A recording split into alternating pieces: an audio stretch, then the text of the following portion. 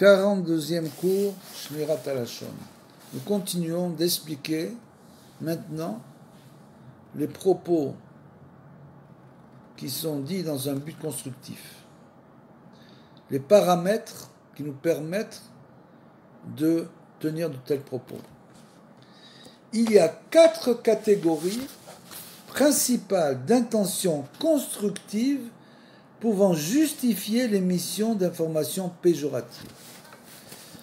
Première catégorie, pour aider l'individu visé, par exemple, discuter de ses défauts avec quelqu'un qui pourrait l'aider à changer, comme on l'a expliqué auparavant.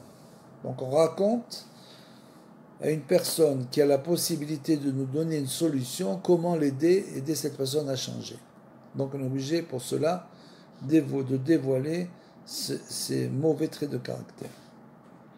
Pour aider ceux qui subissent les effets de son comportement, comme on l'a dit auparavant, soit en apportant de l'aide à ceux auxquels cet individu porte un préjudice matériel, moral ou financier naturellement, pour les prévenir, soit en protégeant les gens de tout préjudice de la part de cet individu dans le futur, c'est-à-dire pour les protéger dans le futur qu'ils ne tombent pas dans ce genre de travers avec cette personne négative, soit en avertissant les gens qui ne se doutent de rien et envisagent d'entamer des relations sociales ou commerciales malsaines avec lui, puisque cette personne est une personne malsaine naturellement, donc des relations avec lui seront des relations malsaines. C'est ça qu'il faut éviter bien sûr les gens malsains, parce que souvent ils cachent très bien leur jeu sous des, comme le dit Rabbeinu, très malheureusement, très malheureusement, dans le monde de la Torah, notamment dans le monde de la Torah, puisqu'on est en train de parler de ça, que le Yetzer Hara, il s'habille dans les mitzvot. Ça veut dire quoi?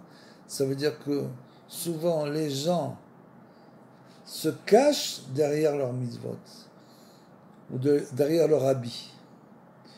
Ils n'ont aucun habit, c'est uniquement une parure comme un clown, et ils se cachent derrière cette parure, derrière le fait qu'ils soient religieux, pour justement se servir des gens. Donc il faut faire très attention à ça.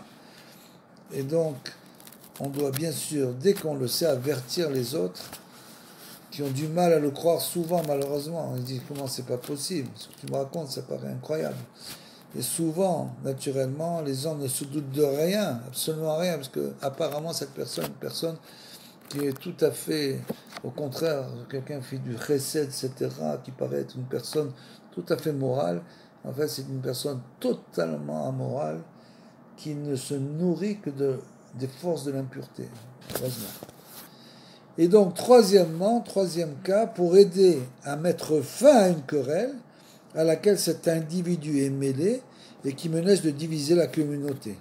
Donc, dans ce cas-là, on peut finalement dire cette personne est une personne mauvaise, sépare-toi d'elle, ne lui parle plus, n'aie plus de rapport avec elle, comme ça au moins ça termine la marloquette, parce que tant qu'il y a une marloquette entre les gens, en général, quand il y a une dispute, ça veut dire qu'en fait, il y en a un qui dit, moi je veux avoir raison, etc., je veux t'expliquer que toi tu as tort. Donc il y a encore une relation entre les gens. Une marloquette, ça peut être une relation positive. C'est-à-dire que ça peut amener quelque chose de positif, naturellement, une réparation. Mais dès l'instant où la personne sait que cette personne est irréparable, alors il faut mettre fin à la querelle, expliquer qu'il n'y aura pas de réparation là-bas, et donc à laquelle cet individu est mêlé, qui ne se mêle plus de aucune chose avec cette personne-là. Et le quatrième, bien sûr, catégorie, c'est pour aider d'autres gens à tirer des leçons des erreurs de cet individu, naturellement. Le Midrash souligne que la Tsaharat est une maladie spirituelle qui affecte principalement l'âme, comme on vient de le dire auparavant. Ça veut dire quoi qu'elle affecte l'âme? Shmor piv ou leshono, shmor mitzarot nafsho, comme c'est écrit. Mettre un frein à sa bouche et à sa langue, c'est se garder de bien des tourments de son âme. Mitzarot nafsho, des tourments de son âme. Parce qu'il est écrit Neshama Teoraï, la Neshama, elle est pure. Alors en quoi en quoi la Tzahara peut affecter la Neshama, puisqu'en fait elle est pure, Neshama Teoraï. En fait, c'est simplement que les Averot, le fait de faire des Averot, c'est-à-dire des fautes, dont le Lachon Hara est une faute la plus grave, ça nous éloigne simplement entre quelque sorte de notre âme. C'est-à-dire que ça met des écrans entre nous et notre âme, jusqu'à ce qu'on ne peut plus vivre selon notre âme.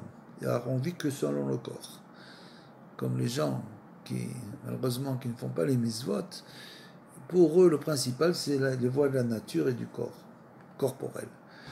C'est donc des écrans qui ont été mis par la personne elle-même entre eux et Hachem, et donc ils n'ont plus de... La tchouva, c'est justement d'enlever ces écrans et de se rapprocher d'Hachem.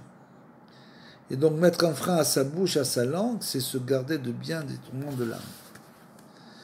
Metzora nafsho, comme on vient de le dire, son âme de bien des tourments peut être lue. Metzaharat nafsho, c'est garder son âme de la tzaharat, c'est-à-dire mitzarot nafsho, des tourments, ça peut être lu mitzaharat nafsho, c'est-à-dire de la tzaharat en fait. Celui qui dit continuellement du lachon hara devrait se soucier de la santé de son âme, bien que Dieu ait pitié de lui et ne révèle pas sa disgrâce en ce monde. Il n'en sera pas de même dans le monde à venir, et sa honte sera révélée à tous. Il demeurera seul là-haut, à l'extérieur du camp d'Israël, à moins qu'il ne se repente convenablement avant de quitter ce monde naturellement. Vous voyez à quel point ça peut aller loin de faire du lachon hara.